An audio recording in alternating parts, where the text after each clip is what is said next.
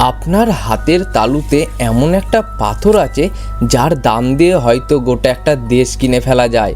আর সেই পাথরটা সাধারণ কোনো পাথর নয়, এটা হলো বিশ্বের সবচেয়ে দামি আর রহস্যময় হিরে। আমি কথা বলছি হায়দ্রাবাদের সেই কিংবদন্তি গোলকোন্ডা খনি নিয়ে।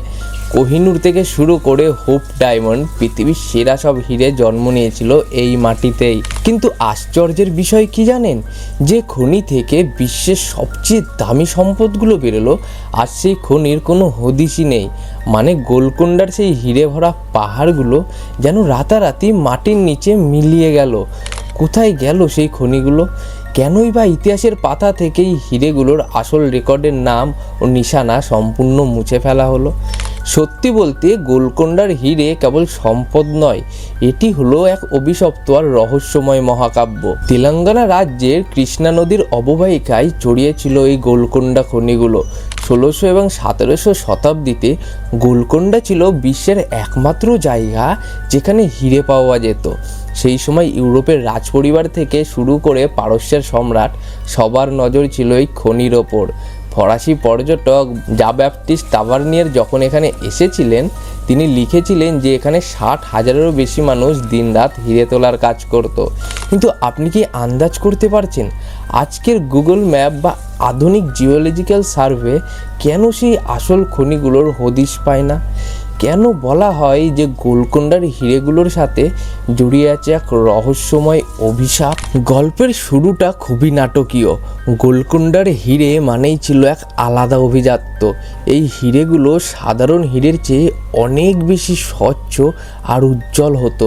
একে বলা হয় টাইপ 2A হিরে, যা পৃথিবীর মোট হিরের মাত্র 2%। কোহিনুর, যা আজ ব্রিটিশ রানীর মুকুটে শোভা পায়, কিংবা নীল রঙের হোপ ডায়মন্ড, যা তার মালিকদের ধ্বংস করে দেওয়ার জন্য পরিচিত, এইসব এসেছিল গোলকোন্ডার খনি থেকেই। কিন্তু 1700 শতাব্দীর শেষ দিকে যখন মুঘল সম্রাট ঔরঙ্গজেব গোলকোন্ডা জয় করলেন, তখন থেকেই যেন সব ওলটপালট হতে শুরু করলো। খনির শ্রমিকরা উধাও হয়ে গেল আর খনির লোকেশনগুলো সরকারি রেকর্ড থেকে মুছে ফেলা হলো।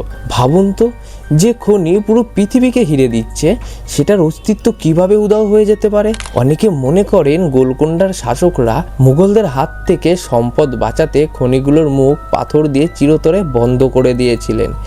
আজ আমরা যে গোলকোন্ডা ফোর্ট দেখি, সেটা ছিল আসলে ওই হিরে ব্যবসার হেডকোয়ার্টার। কিন্তু আসল খনিগুলো ছিল আরও অনেক গভীরে, যার কোনো ম্যাপ আর বেঁচে নেই। এখানে রহস্যটা আরও গভীর হয়। আপনি কি জানেন গোলকোন্ডার অনেক হিরে আজও বিশ্বের বড় বড় মিউজিয়ামে আছে, কিন্তু সেগুলোর কোনো বার্থ সার্টিফিকেট বা অরিজিন রেকর্ড নেই। মানে হিরেটা কোথা থেকে এলো বা কার হাত থেকে ঘুরে এলো, তার কোনো লিখিত দলিল খুঁজে পাওয়া যায় না। এরপর যা হলো সেটা কেউ ভাবতেই পারেনি। 1900 শতাব্দীর শুরুর দিকে যখন দক্ষিণ আফ্রিকায় হিরে পাওয়া গেল, তখন মানুষ গোলকোন্ডাকে প্রায় ভুলেই গেল। কিন্তু গবেষকরা যখন পুরনো ফার্সি আর পর্তুগিজ পাণ্ডুলিপিগুলো ঘাঁটতে শুরু করলেন, তারা দেখলেন যে গোলকোন্ডার হিরে কেবল সুন্দর ছিল না, সেগুলোর মধ্যে এক অদ্ভুত ধরনের এনার্জি বা শক্তি থাকতো। অনেক হিরে ব্যবসায়ীর দাবি, গোলকোন্ডার হিরে যার কাছে থাকতো তার ভাগ্য বদলে যেত। হয় সে সম্রাট হতো, নয় সে ফকির হয়ে যেত। আপনি কি আন্দাজ করতে পারছেন এরপর কি হয়েছিল?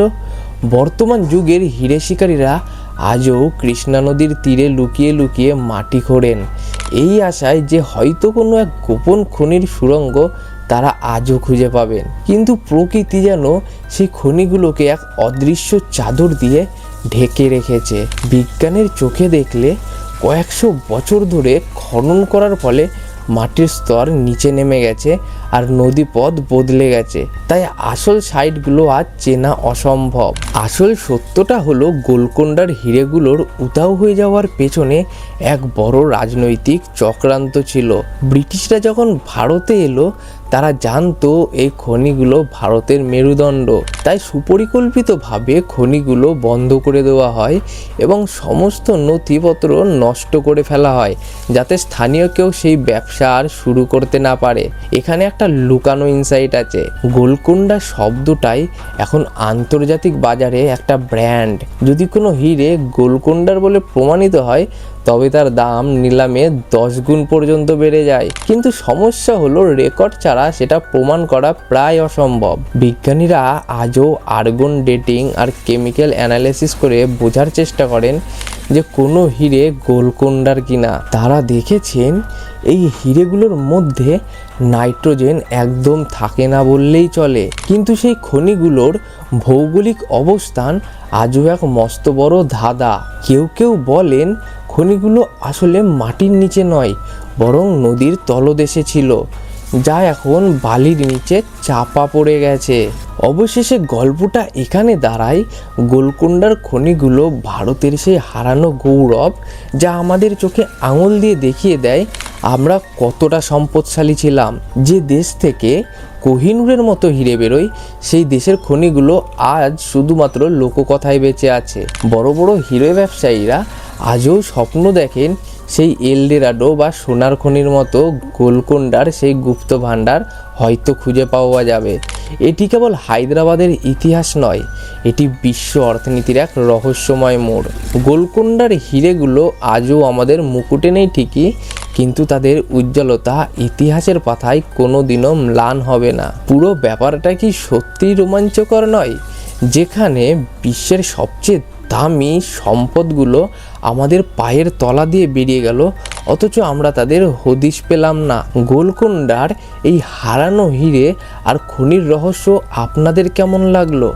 আপনারা কি মনে করেন সেই খনিগুলো আজও মাটির নিচে অক্ষত অবস্থায় আছে? কমেন্ট করে অবশ্যই আপনাদের মতামত জানাবেন। আর ভারতের এই বিস্ময়কর খনির গল্পটা ভালো লাগলে লাইক আর বন্ধুদের সাথে শেয়ার করতে ভুলবেন না।